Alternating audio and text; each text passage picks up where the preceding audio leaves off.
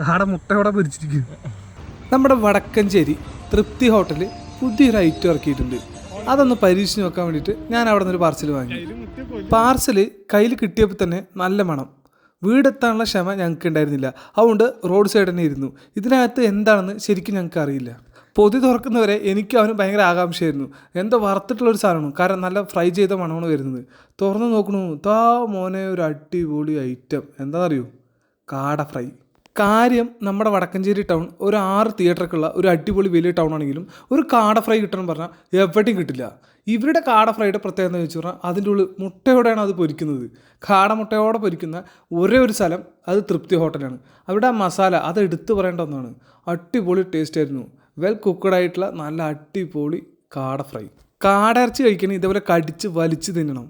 അതാണ് അതിൻ്റെ ഒരു ടേസ്റ്റ്. പക്ഷേ ഞാൻ കൂടുതലും ഇതേപോലെ പിച്ചിട്ടാണ് തിന്നത്. കടിച്ചിട്ട് എനിക്ക് കിട്ടുന്നില്ല.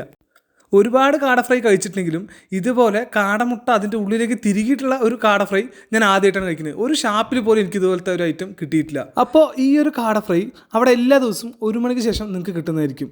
പിന്നെ 10 എണ്ണം 15 എണ്ണം 20 എണ്ണമൊക്കെ വേണമെങ്കിൽ വിളിച്ച് പറഞ്ഞിട്ട് പോയി കഴിഞ്ഞാൽ വളരെ ഉത്തമം. കാരണം അതൊരു ചെറിയ കൊച്ചു ഹോട്ടലാണ്. അപ്പോൾ വിളിച്ച് ഓർഡർ ചെയ്യേണ്ട നമ്പർ ഞാൻ താഴെ കൊടുക്കാം.